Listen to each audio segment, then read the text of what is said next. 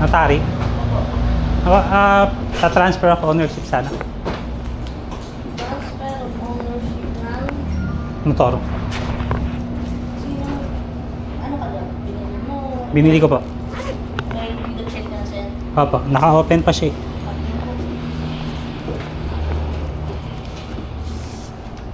So, open. Ito yung open dito. See?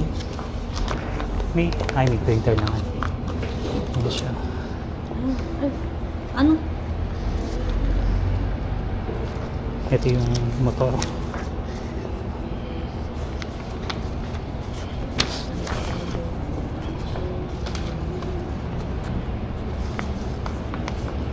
Nagsa-Xerox din po kayo? Hindi yun. Oh, Magkano nyo ito nabili sir? 61. Ito. Anong motor to sir? Mio Gravis. 1,000 po ang panotaro dyan sir.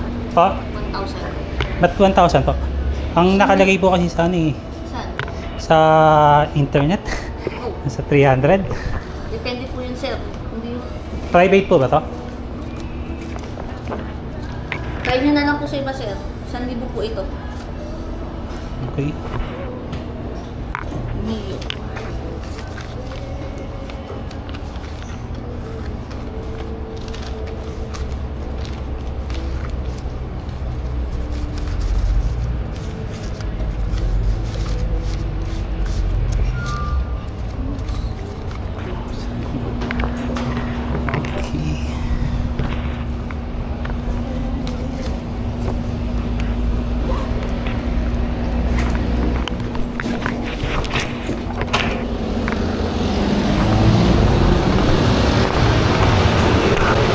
Grabe yun.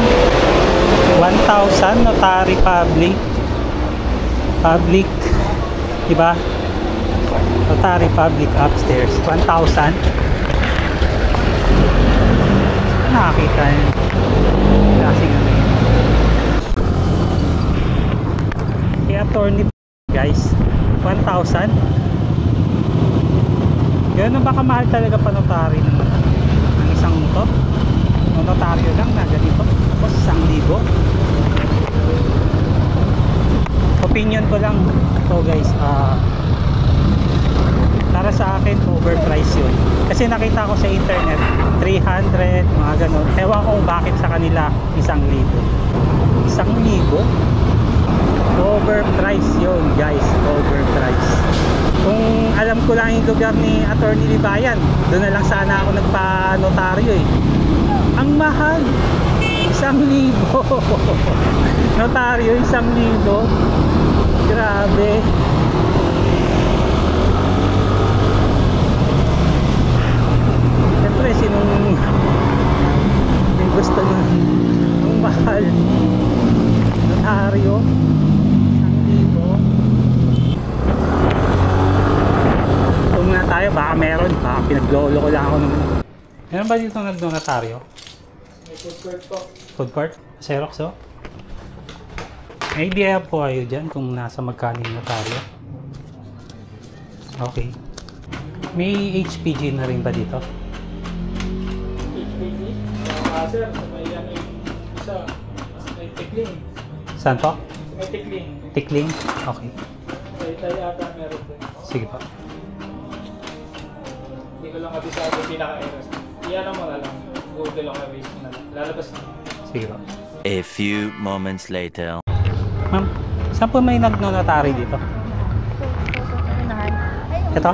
Okay. Kayo po nagnotaryo? Okay. Magkano po sa inyo? Ano po ipapanagay? Motor? Transfer of? Oo. Depende po sa presyo ng sasakyan. Magkano po ba halaga? Magkano halaga? Magkano po halaga?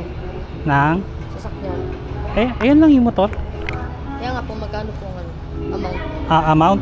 Ganun po ba yun? Opo, naka-bracket po kasi yan eh. Po? Pag 5,000 to 500k, 500 po ang notaryo. Notaryo? Oh, sige. A few minutes later. Okay guys, tapos na tayo sa notarize. Ang notarize niya is 500 pesos. Compared dun sa ano, grabe. Grabing managayon guys. Oh, grabe. 1,000 Notarize.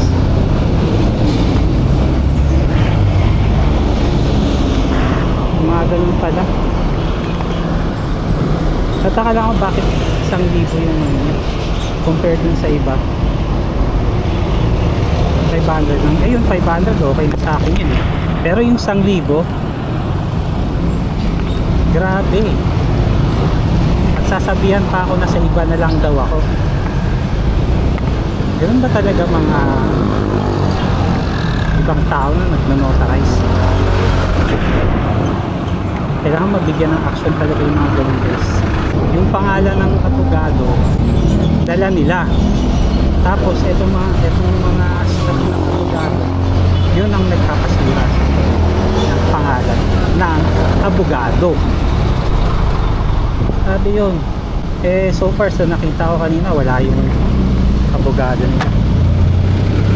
So, kaya mga staff lang, yung staff ng attorney na yun,